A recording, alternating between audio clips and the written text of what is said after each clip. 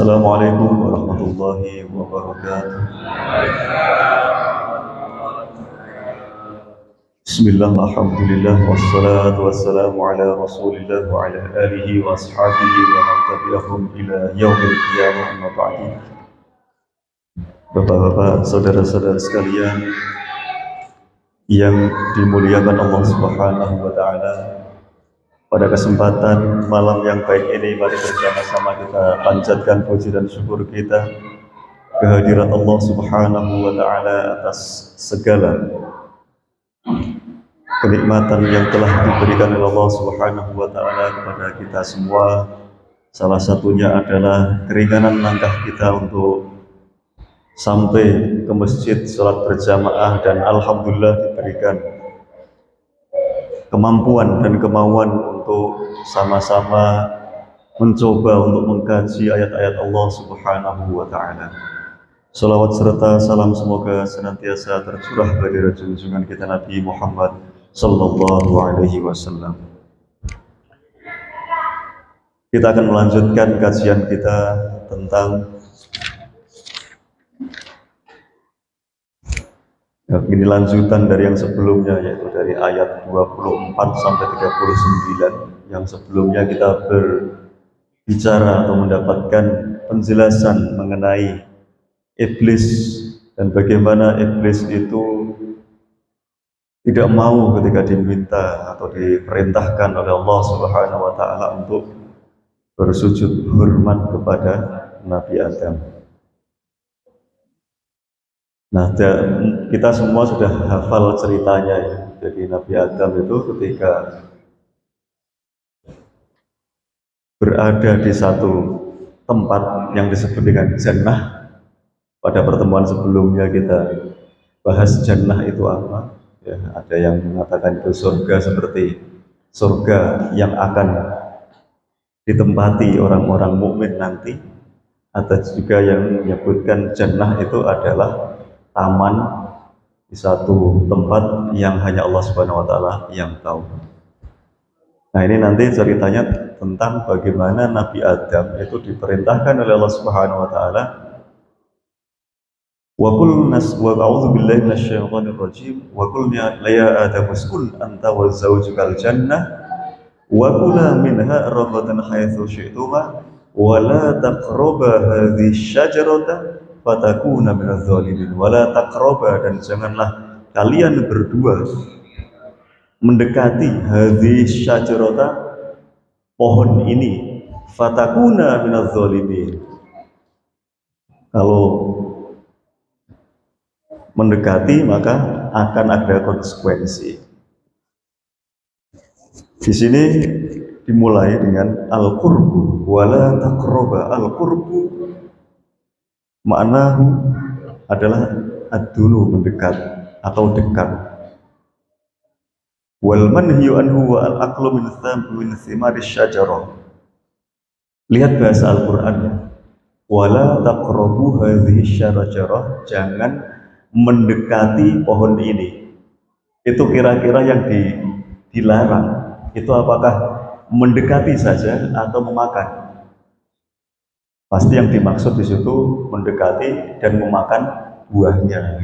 Dan di sini tidak disebut ada buah, tapi disebut wala taqraba hadhihi syajarah, dan janganlah kalian berdua itu Nabi Adam dan Hawa mendekati. Nah, mendekati ini kalau di dalam bahasa Arab disebutkan di sini adalah wala taqraba, al-qasdu minhu al-mubalaghah fin nahyi 'anil akli. Al-mubalaghah itu artinya sungguh-sungguh, yang luar biasa sungguh-sungguhnya, itu al-mubalaghah. Pol-polan kalau bahasa Jawanya itu al-mubalaghah itu.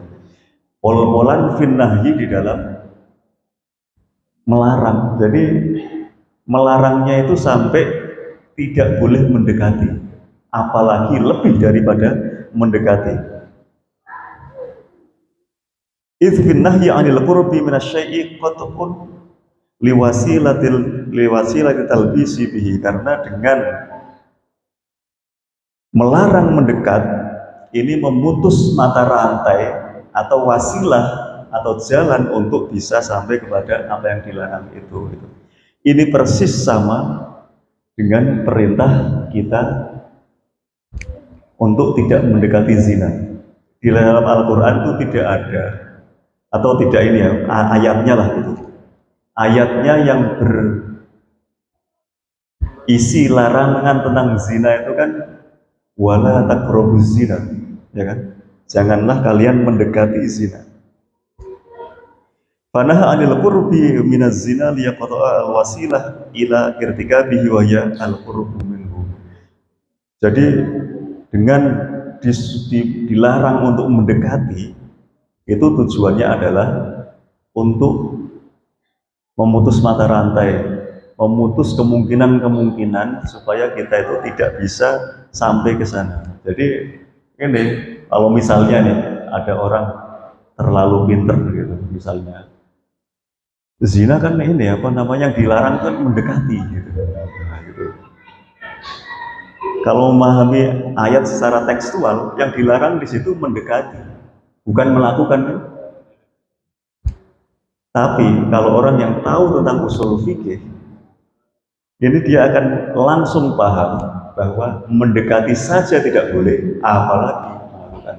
Itu bahasa Al-Quran itu seperti itu.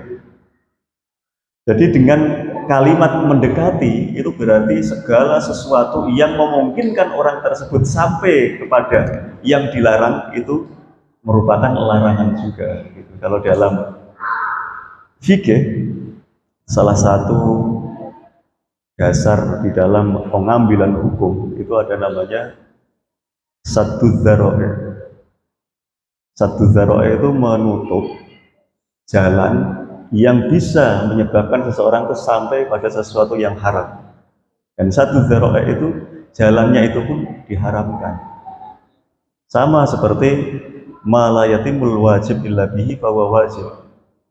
Sesuatu yang membuat suatu kewajiban tidak bisa sempurna tanpa sesuatu itu, maka hal itu pun bisa menjadi wajib. Wasilah atau sarana untuk sampai ke sana juga menjadi wajib. Jadi itu, ini masalah mendekat ya. Wala taqraba hadhihi syajarata, itu sama persis dengan ayat wala taqrabuz zina. Itu tidak boleh mendekat. Tapi yang dimaksud di situ adalah kalau di dalam zina melakukan zina. Tapi kalau di dalam ayat wala taqrabu hadhihi syajarata itu tidak boleh mendekat untuk memakan. Yang dimaksud di situ adalah memakannya. Fatakuna minaz zalimin, kalau mendekat itu bisa fatakuna, maka kalian berdua Adam dan Hawa akan menjadi minaz zalimin, orang-orang yang zalim. Zalim itu kalau secara bahasa itu artinya meletakkan sesuatu tidak pada tempatnya. Itu lawan kata dari adil, itu zalim. Zalim artinya dia itu menempatkan dirinya pada satu posisi yang ya tidak pada tempatnya, itu larangan Allah diterjang. Nah, di situ zalim. Nah, orang itu sebetulnya kalau dia berbuat zalim, itu aslinya dia tuh sedang berbuat zalim untuk dirinya sendiri. Nah ini, zalim itu berarti kan melakukan sesuatu dosa, dosa itu ada akibatnya dan akibatnya akan balik kepada dirinya sendiri. Gitu. Maka apapun perbuatan-perbuatan yang dilarang, kalau kita melakukan itu sama seperti kita mencelakakan diri kita sendiri. Makanya nanti ya di dalam alur ceritanya itu Nabi Adam kan akhirnya berdoa Rabbana zolamna anfusana, ya kan? Gitu. Nanti ada ininya pembahasannya. Wa qad takallama ulama katsiran an ismi hadhihi syajarah wa naw'aha faqilah ya atina wa qilah ya as-sumbulah wa qilah ya al-karam. Para ulama itu banyak berbicara tentang apa sih nama dari pohon itu. Tapi yang jelas di sini nama-nama yang katanya, itu nama semuanya katanya, tidak ada yang pasti. Faqilah ya atina, ada yang mengatakan buah tin, buah ara. Wa qila hiya as-sumbulah atau gandum. Wa qila hiya al-karam atau anggur. Gitu. Illa annal Qur'an lam yadhkur naw'aha ala adatihi fi adami ta'arrud li dzikri ma lam yad'ul maqsud min sauqil qissah ila bayanihi. Tapi Al-Qur'an itu kalau kita sudah advance di dalam mempelajari Al-Qur'an itu akan mengetahui satu metodologi atau satu pemahaman yang umum di dalam Al-Qur'an yang intinya adalah Al-Qur'an itu sering sekali tidak memberikan penjelasan detail tentang sesuatu yang tidak diperlukan. Termasuk yang ada di sini itu nama dari pohon tersebut itu. Jadi nama pohonnya ini yang jelas tidak ada yang menyebutkan namanya buah khuldi. Itu adanya ada di Indonesia saja. Jadi di dalam fikih, di dalam tafsir itu nggak ada yang menyebutkan buah khuldi. Khuldi itu artinya kekekalan. Ya itu syajaratul khuldi dari ayat juga, tapi sama seperti ini toiron ababila, toiron sesuatu yang terbang, ababila yang artinya berbondong-bondong. Tapi orang Indonesia di Indonesia ya mungkin ada yang mengatakan nama ininya apa namanya burungnya bisa jadi, tapi bisa juga makna yang lain. Jadi tidak mesti itu burung ababil gitu. Sama seperti saya sebutkan dulu padang mahsyar ya kan kita semuanya taunya kita nanti semuanya akan dikumpulkan di padang mahsyar. Mahsyar itu artinya tempat berkumpul. Itu nama apa namanya isim makan namanya, nama tempat. Jadi nama yang menunjukkan tempat itu. Itu kalau tempat tinggal maskan, artinya tempat tinggal gitu. Bukan nama itu sendiri gitu. Jadi ini juga sama, buah ini itu pun ada yang mengatakan itu ada tadi buah tin, buah apa namanya pohon gandum atau pohon anggur tadi, tapi tidak satupun yang mengatakan buah khuldi. Wa qad ahsanal imamu Ibnu Jarir at-Tabari fi ta'biran hadzal ma'na faqala as-shawab fi dzalika ayyuqala inna Allah ta'ala naha Adam anil akli min syajaratin bi ainiha min asyajaril jannah duna sari asjariha fa akala minha. Jadi intinya di situ kata Imam At-Tabari yang benar adalah kata Imam At-Tabari ini salah satu penafsir klasik ya. Jadi kalau misalnya kita berbicara tafsir itu ya salah satu yang tertua penafsir itu ya Imam At-Tabari. Jadi menjadi rujukan itu. Dia mengatakan bahwa Allah Subhanahu wa taala itu melarang Adam dan istrinya untuk memakan buah dari pohon tertentu. Jadi di dalam surga. Tapi Adam itu memakannya. Jadi inti ceritanya itu bukan nama buah, tapi inti ceritanya adalah Adam dan Hawa dilarang untuk memakan buah. Itu intinya di situ. Wala ilma indana bi ayyi syajaratin kanat ala ta'yin. Wala ilma indana, tidak ada yang tahu dari kita. Pohonnya itu pohon apa? Itu enggak ada yang tahu. Li'an Allah lam yadha' li ibadihi dalilan ala dzalik.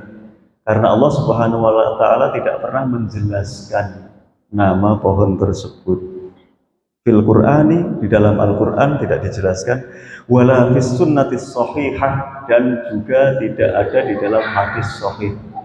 Jadi kalau misalnya ada nama, mungkin ada misalnya itu di dalam hadis-hadis yang hadisnya tidak sahih. Wa qad qila kanat syajaratul bur, ada yang mengatakan gandum. Wa qila kanat syajaratul inab, ada yang juga mengatakan anggur. Wa dzalika ilmun idza alima lan yanfa'il alim bihi ilmuhu. Dan ini termasuk bab yang seandainya seorang ulama itu tahu namanya, itu nggak ada manfaatnya. Misalnya kita tahu pohon ini namanya pohon apa, gitu. Manfaatnya apa kira-kira? Cuma tahu aja ya, sekedar tahu. Wa in jahilahu jahilun lam yadurruhu jahluhu bihi. Seandainya orang tidak tahu sekalipun itu juga tidak apa-apa. Jadi di sini bukan menjadi sesuatu yang dipermasalahkan. Gitu. Jadi itu mungkin ini menjadi satu ini ya pemahaman umum ya. Ada hal-hal yang tidak dijelaskan dalam Al-Quran dan kita tidak usah memperdalam. Contohnya, contohnya, misalnya Ashabul Kahfi itu tempatnya di mana? Itu karena di Al-Quran tidak dijelaskan, sudah nggak usah dicari. Itu kalau kita mau mencari, ada yang mengakui bahwa Ashabul Kahfi itu ada di ini, di Aman, di Aman. Kalau kita ke Jordan, ke Aman, saya pernah di situ. Nanti dilihat di situ ada gua. Di dalam gua tersebut ada sisa-sisa dari tulang 7 Ashabul Kahfi itu masih bisa kita lihat katanya, wallahu a'lam. Jadi di situ ada tempat itu isinya tulang-tulang, terus dikasih kaca, kita bisa melihat kacanya karena kaca ya, tulang-tulangnya itu kelihatan. Itu klaim dari Jordan. Ada juga yang mengatakan ada di Turki, tapi wallahu alam itu semua tidak terlalu penting. Yang penting adalah dulu ada pemuda-pemuda yang sangat teguh memegang keimanannya dan dia diberikan perlindungan oleh Allah. Jadi inti ceritanya itu di situ, bukan itu gimana gitu. Jadi jangan sampai kita terkecoh dengan hal-hal yang tidak terlalu penting, tapi melupakan sebetulnya inti dari cerita itu adalah satu ajaran moral bahwa orang siapapun dia kalau berpegang teguh kepada agama maka akan mendapatkan pertolongan dari Allah. Intinya di situ. Jadi ada dan banyak sekali di dalam Al-Quran itu yang berbicara tentang satu kejadian dan tidak dijelaskan di mananya. Kalau ternyata di dalam hadis Rasulullah misalnya hadis-hadis sahih tidak dijelaskan, kita nggak usah mencari di mana itu. Karena inti dari Al-Quran itu Al-Quran bukan kitab sejarah, ya. Tapi Al-Quran itu adalah kitab untuk mencari hidayah. Gitu. Jadi kita belajar tentang hidayah Allah Subhanahu Wa Taala. Ghairil maghdubi alaihim apa siratal ladzina an'amta alaihim. Nah itu jalannya orang-orang yang diberi nikmat. Nah itu ceritanya nanti ada. Nah itu yang perlu kita ambil itu di situ, bukan tempatnya di mana. Itu. Kalaupun misalnya kita tahu, ya ada penjelasan, ya baik, tidak juga nggak apa-apa. Itu tentang ini ya hal-hal yang semacam itu di dalam Al-Quran dan ini bab syajarah atau bab tentang nama dari pohon apa, buah apa, itu termasuk bab tersebut yang tidak harus kita ketahui dan tidak usah dicari-cari. Itu. Wala taqrabu hadhihi syajarata fatakuna minadz zalimin. Nah, setan ini, iblis ini, ketika dia ini apa namanya tidak mau bersujud atau menghormat kepada Adam, ini akhirnya setan itu karena merasa diposisikan tidak lebih dari Adam, akhirnya dia muncul rasa iri dengki gitu.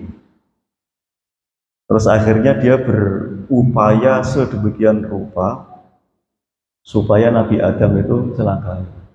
Karena Nabi Adam tadi sudah disuruh oleh Allah Subhanahu Wa Taala jangan mendekati pohon ini. Tapi apa yang dilakukan oleh ini? Fa'azallahuma syaitanu anha wa akhrajahuma mimma kana fihi wa qulna bitu ba'dukum li ba'din adu wa lakum fil ardi mustaqarrun wa mata'un ila hin. Fa'azallahuma. Jadi ada yang membaca fa'azallahuma. Ada juga orang yang membaca fa'azalahuma. Gitu. Maknanya berbeda tapi tujuannya sama, mirip-mirip ininya. Ceritanya mirip-mirip. Bisa fa'azallahuma, bisa wa quri'a dan dibaca fa'azalah. Azalla minal izlal. Azalla artinya membuat orang itu kepleset. Gitu, azalla. Jadi disesatkan lah gitu. Jadi dijerumuskan. Fa'azallahuma, dan setan itu menggoda sehingga Nabi Adam itu terjerumus itu. Fa'azallahuma syaitanu anha. Anha itu dari masalah pohon tadi. Bagaimana caranya supaya Nabi Adam itu dan istrinya mendekati pohon tersebut dan memakan pohon tersebut. Nah itu, setan itu melakukan daya upaya seperti itu. Dalam hal ini iblis tadi yang disebutkan dalam ayat sebelumnya itu. Fa'akhrajahuma lalu ini, jadi karena setelah dijerumuskan oleh setan, akhirnya Nabi Adam dan istrinya Hawa ini akhirnya tergoda dan akhirnya memakan buah tersebut. Fa'akhrajahuma mimma kana fihi, karena tidak patuh atas perintah Allah Subhanahu wa taala, yaitu untuk tidak mendekati pohon tersebut, dan ternyata Nabi Adam mendekati dan memakan. Fa'akhrajahuma, maka hal tersebut membuat mereka berdua itu keluar dari surga. Fa'akhraja, mengeluarkan mereka berdua, mimma kana fihi, mimma dari ini tempat, karena yang mereka berdua ada fihi, di dalam tempat tersebut itu. Jadi ya maksudnya di surga gitu. Jadi di sini gara-gara itu Nabi Adam, gara-gara wasilah perbuatan tersebut, Nabi Adam ini dikeluarkan dari surga gitu. Wa nisbatu ikhraji ma minal jannah ila syaitan. Jadi ini fa'akhrajahuma, mengeluarkan huma keduanya, asyaiton, setan. Segala sesuatu kan pasti yang membuat terjadi atau tidak itu kan Allah Subhanahu wa taala. Tapi di sini disebutkan min qabili nisbatil fi'li ila ma kana sababan fihi. Menjelaskan tentang sesuatu dan disebut di situ penyebab. Jadi yang menyebabkan Nabi Adam akhirnya keluar dari surga itu adalah karena godaan dari setan. Jadi fa'akhraja mengeluarkan setan itu mengeluarkan huma ini itu dua-duanya itu Nabi Adam dan Hawa. Yang itu semua terjadi innama waqa'a bisababi waswasatis syaiton lahuma. Jadi hal itu terjadi karena waswas, itu artinya bisikan, godaan dari setan terhadap keduanya. Terus ayat selanjutnya, walakum fil ardi mustaqar wa qulna bitu ba'dukum li ba'din adu walakum fil ardi mustaqarrun wa mata'un ila akhir.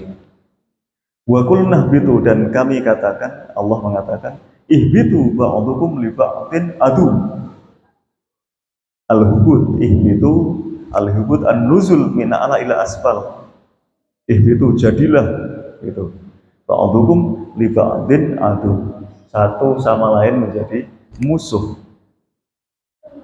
Jadi inilah yang babak awal dari permusuhan antara manusia yang direpresentasikan oleh Nabi Adam dan Hawa, dan iblis dan setan yang direpresentasikan oleh iblis saat itu. Jadi artinya apa? Artinya adalah bahwa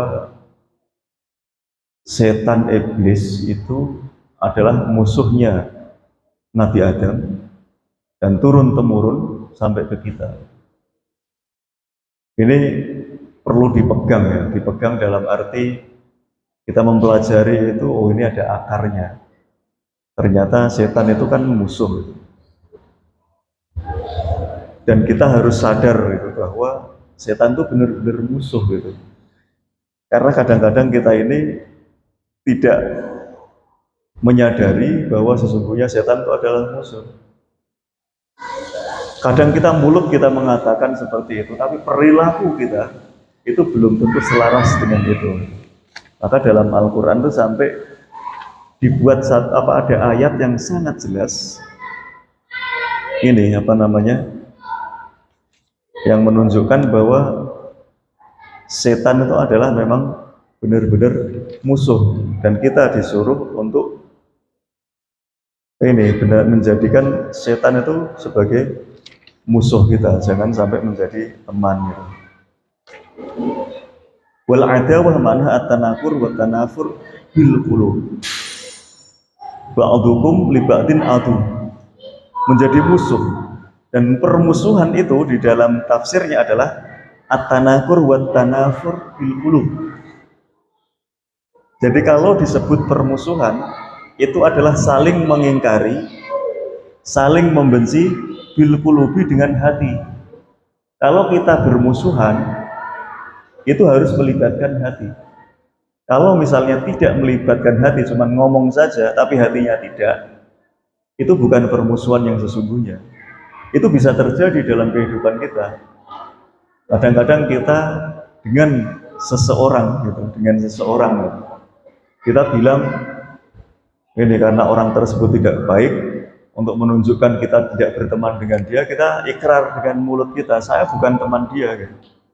Tapi hatinya enggak, nah itu masih kurang, berarti bukan bermusuhan itu. Nah, al-adawah itu dalam pengertian yang sesungguhnya itu adalah harus melibatkan hati itu. At-tanakur wa tanafur bil qulub. Wa adawatu syaitan li Adam nasya'at an hasadin wa takabburin mundu an umira bisujud lahu fa aba wa tana'a wa qala ana khairun minhu. Dan permusuhan antara setan dengan Nabi Adam ini muncul gara-gara hasad. Hasad itu iri, wa takabur, dan juga rasa takabur. Mundu an umira bisujud, sejak itu iblis itu, setan itu disuruh untuk bersujud menghormat kepada Nabi Adam, fa'aba wa tana'a. Lalu iblis setan itu tidak mau dan mengatakan ana khairun minhu. Setan itu mengatakan saya lebih bagus dari Adam. Oleh karena itu ini turun temurun.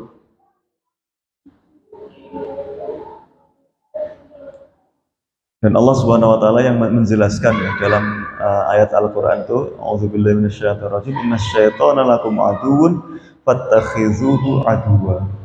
Innasyaitona, sesungguhnya setan, lakum, untuk kalian semua itu adalah aduwwun, musuh, fattakhizuhu aduwwa, maka jadikanlah setan itu benar-benar sebagai musuh. Innama yad'u hisbahu liyakunu min ashabis sa'ir. Jadi setan itu memang mengajak pada golongan-golongan orang yang mau ikut dengannya supaya menjadi ashabus sa'ir, menjadi penghuni neraka. Jadi setan ini kan nanti akan memasuki neraka. Nah, dia tidak mau sendirian gitu, tidak mau dari golongannya mereka sendiri, maka mereka mengajak orang-orang yang bisa diajak untuk menjadi teman di neraka. Nah, kita ini kalau misalnya tidak berpegang kepada tali Allah Subhanahu wa taala, maka kita akan mudah digoda oleh setan itu. Jadi manusia itu akan bisa digoda oleh setan kecuali orang-orang yang ikhlas. Itu kuncinya di situ. Pokoknya kalau kita masih belum ikhlas, itu berarti di situ ada pintu masuk bagi setan. Gampang sekali kalau tidak ikhlas. Makanya agama itu sangat mendorong umatnya, untuk umat Islam ya, untuk berbuat ikhlas. Karena kalau sudah ikhlas itu udah dikunci, dan itu satu-satunya kunci. Kalau misalnya kita berbuat sesuatu terus ada campuran ya pengen mendapatkan pujian, pengen mendapatkan balasan ini dan itu dari manusia, oh berarti di situ kita meninggalkan satu celah gitu untuk setan bisa masuk. Kalau ada celah tersebut, maka amalan tersebut tidak akan bisa naik gitu. Jadi amal perbuatan manusia itu tidak akan diterima oleh Allah Subhanahu wa taala kecuali yang benar-benar ikhlas lillahi taala. Dan setan itu fungsinya ya dari situ, menggoda manusia supaya manusia itu nanti menjadi teman setan di neraka. Dan sekali lagi, kadang-kadang kita merasa bahwa kita itu musuhnya setan, merasa gitu. Tapi dalam amaliyah kita bisa jadi kita itu melakukan perbuatan-perbuatan yang sebetulnya itu adalah jebakan setan. Jadi memang benar-benar harus ini kita itu membuat satu komitmen itu tadi seperti ayat innas syaitana lakum aduwwun fattakhidhuhu aduwwa. Harus tahu, orang itu harus tahu musuhnya. Masalahnya adalah setan itu bisa melihat kita, sementara kita tidak bisa melihat setan. Kita perang sama makhluk kecil yang namanya COVID aja udah kalah kabur. Kan musuhnya nggak kelihatan, ya kan? Belum lagi perang melawan setan. Ya. Melawan COVID loh, COVID itu padahal masih bisa dilihat pakai alat. Setan, ada nggak penemu alat untuk melihat setan? Nggak ada. Jadi itu bayangkan bagaimana caranya kita menang. Nah caranya akhirnya kita diberikan tuntunan agama supaya menang melawan setan itu. Makanya ada kita dikasih oleh Allah Subhanahu wa taala ayat-ayat misalnya muawwidzatain qul a'udzu birabbil falaq qul a'udzu birabbin nas. Kalau kita membaca dua surat tersebut maka kita akan tidak bisa digoda setan. Rumah juga sama, rumah itu tadi waktu saya sholat membaca 3 ayat terakhir dari surat Al-Baqarah itu kalau misalnya rumah kita bacakan ayat itu di malam hari maka setan tidak akan masuk sampai pagi hari. Kalau kita baca ayat itu di pagi hari maka setan tidak akan bisa masuk sampai malam hari. Jadi kita itu sudah diberi pagernya, walaupun musuhnya nggak kelihatan tapi kita sudah dapat kuncinya. Masalahnya kita itu sering lupa kunci. Kuncinya udah dikasih muawwidzatain. Ada akhir dari surat Al-Baqarah. Kalau mau lebih dari itu, membaca surat Al-Baqarah dari ayat 1 sampai ayat terakhir, maka setan itu 3 hari 3 malam tidak bisa masuk. Kalau pengen rumahnya aman. Jadi dipageri, kita itu sudah dikasih ilmunya semua. Sayangnya kita itu lupa untuk membaca. Gitu. Jadi, nah kalau begitu lupa, setan masuk itu. Nah kalau setan sudah masuk, ya berarti yang dimunculkan oleh setan itu adalah permusuhan. Gitu. Setan itu akan ini, gampang sekali setan itu. Di dalam tubuh manusia kan ada nafsu.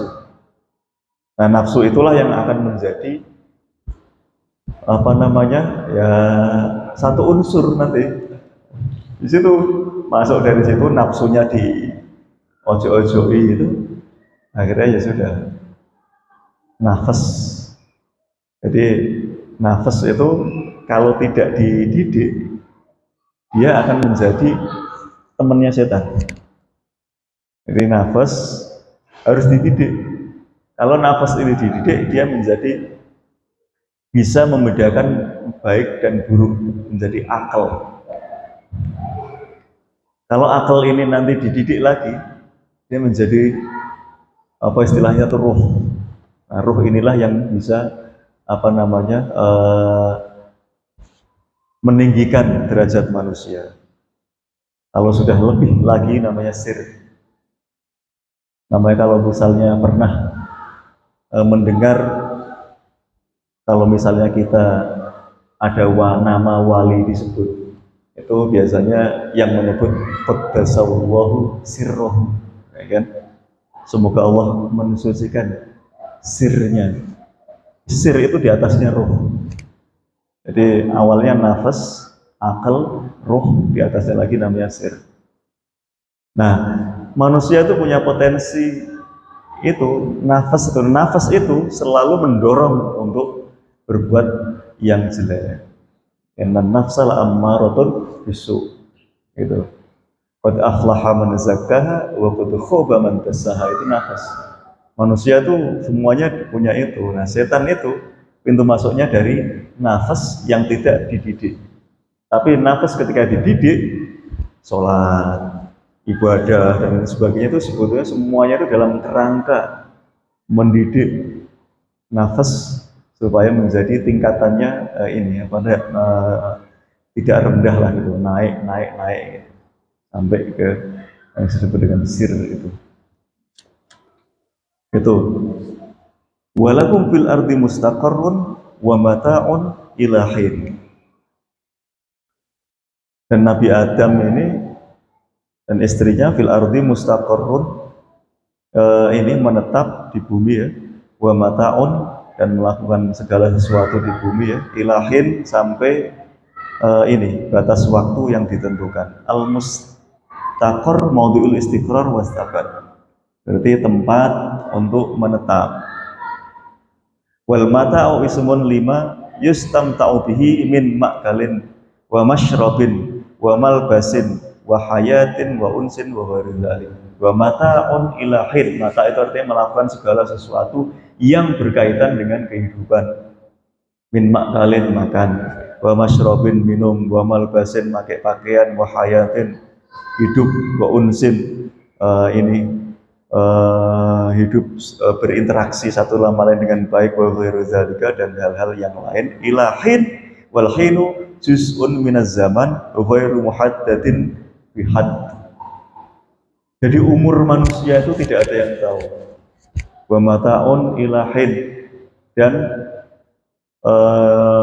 melakukan segala sesuatu di bumi itu ilahin, sampai batas waktu yang ditentukan gitu. Jadi tidak jelas kapan. Dan ini wal muradu bihi huna waqtul maut au yaumul qiyamah. Yang dimaksud ilahin, hidup di dunia, itu adalah waktul maut, kiamat kecil. Mati itu kan kiamat, ya kan? Kalau kita sudah mati berarti kita masuk ke kiamat kecil berarti. Au yaumul qiyamah, atau kiamat besar. Jadi ilahin maksudnya di situ sampai batas waktu yang ditentukan. Kalau batas waktu itu ditentukan untuk diri kita sebagai perorangan, berarti kematian. Kalau untuk dunia secara umum berarti kiamat. Jadi artinya manusia ini akan diberikan kesempatan Allah Subhanahu wa taala untuk hidup di dunia ini sampai hari kiamat itu. Jadi itu Nabi Adam diberikan kesempatan untuk hidup sampai ilahin. Nabi Adam tadi kan salah, bukan apa istilahnya ya, boleh disebut ya kesalahan gitu. Tapi nanti ada yang mempertanyakan, Nabi itu kan maksum, ya kan? Semua kita pasti sudah meyakini Nabi maksum, semuanya maksum. Tapi kenapa Nabi Adam itu melakukan satu kesalahan? Jadi kalau yang nanya orang beda agama, kita jawabnya harus hati-hati. Jadi artinya kita harus punya argumen yang sangat jelas. Bisa saja kita itu karena interaksi di dunia ini, kita nggak semuanya orang Islam itu. Ketika ditanya hal yang memojokkan kita itu, kita jawabnya harus hati-hati.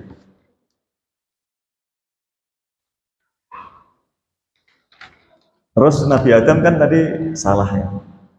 Karena Nabi Adam itu salah, dikeluarkan dari surga sebagai konsekuensinya.